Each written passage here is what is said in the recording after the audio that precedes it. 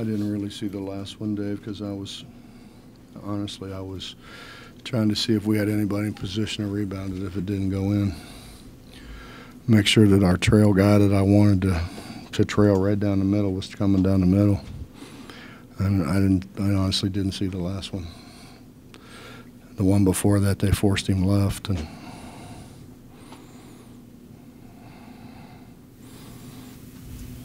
to answer your question, yeah, I mean, he's made a bunch of them.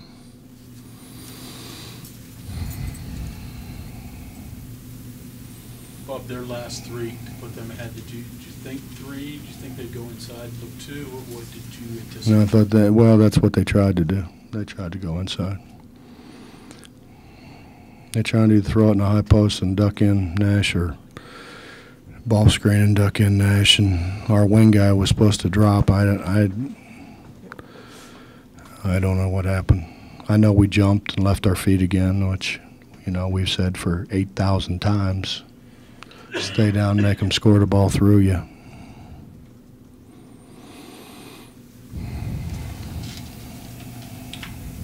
Overall, what's your assessment of your team after this one? Same thing I told you 3 weeks ago. We're close. Our problem, Mitch, is we have a whole bunch of freshmen who don't understand how hard you got to play for how long you have to play hard at this level. And when you stop playing hard, then people take advantage of you. When you take plays off, people take advantage of you. But I've said that for how long? And I guess the positive is, I mean, I had the same discussion, the same problem with Deshaun Butler. I had the same discussion, same problem with Wellington Smith. And when they got to be seniors, I didn't have that problem anymore.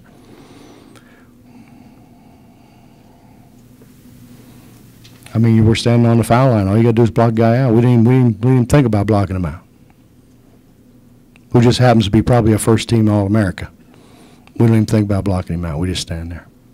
I don't know how you do that. But we did.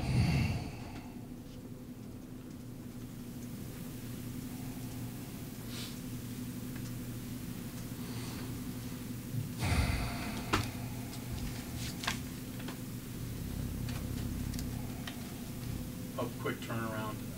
Obviously, Texas, real quick. Is this turnaround difficult? Is it easier being at home? What's the challenges? It's a quick turnaround for them, too. Well, of course it is. I mean, everybody complains about Saturday, Monday turns, but, I mean, it is what it is. I'm more worried about Texas than I am when we play them. Coach, is kind of a sidebar. Staten and Smart, the way Staten kind of held his own against one of the, maybe one of the best players in the country. Do you think Staten kind of made maybe a statement to the rest of the league or the rest of the country? Who cares? Yeah. Who cares? We're trying to win games. We're trying to win games. He's trying to win games. I mean, I wish everybody else would follow suit sometimes.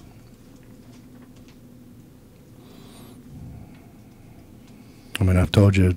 I mean, he has worked his tail off. He studies. He comes in to play. He doesn't take practices off. I wish everybody else would do the same thing. He set a great example. Can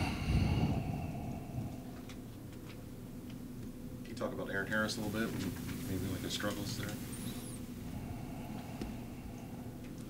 He didn't play very well. Let me tell you, he didn't play very well. It seems to be going on for a couple games. Do you think just something will work out? Just keep shooting? Question probably would be better asked to Aaron than me. How do I know? I'm telling him every day, you got to work, man. You got to work.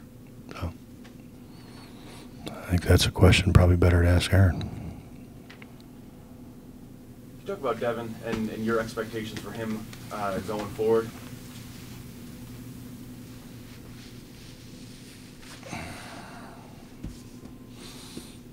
I don't know. what is he, second in the league, third in the league in double-double, something.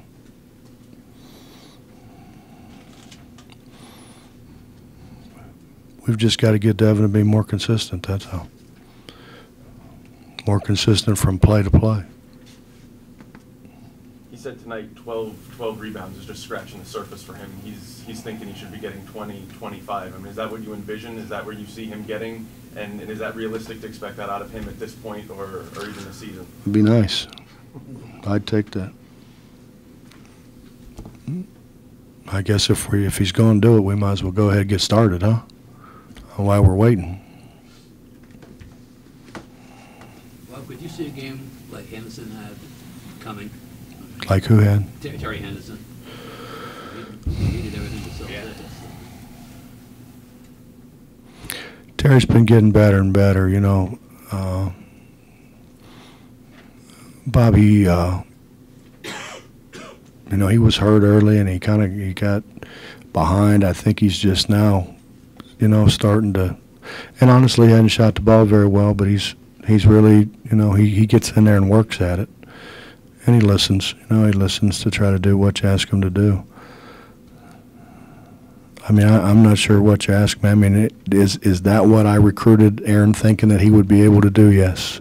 Yes. I mean, he's, you know, he's a guy he's always made shots and he's got good bounce, you know, so he ought to be able to rebound it. He ought to be able to block some shots. He ought to be able to do some things that way because he does have really good bounce.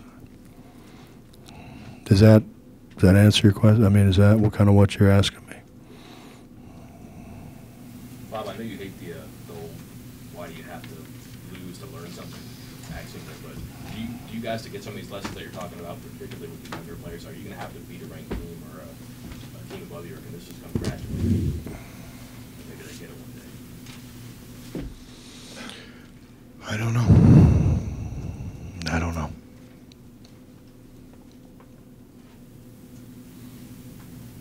I don't know why the ball didn't go in. I don't know why we didn't tip it in when it didn't go in. I don't know.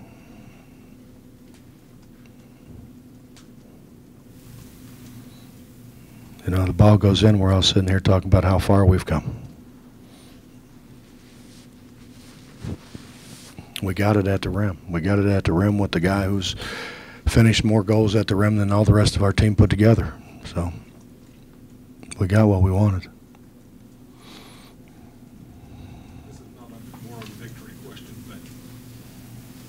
You see that improvement, and do you think your team, you know, understands, seeing what they've done and what they can do? Honestly, I think we have too many guys who play to the competition level instead of you know, going and trying to play every play as hard as you can play and as well as you can play and concentrate as hard as you can concentrate on every play.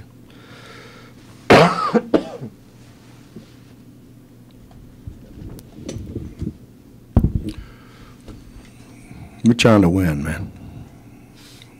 I mean,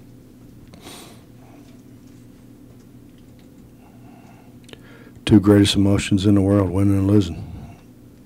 And I don't like this emotion.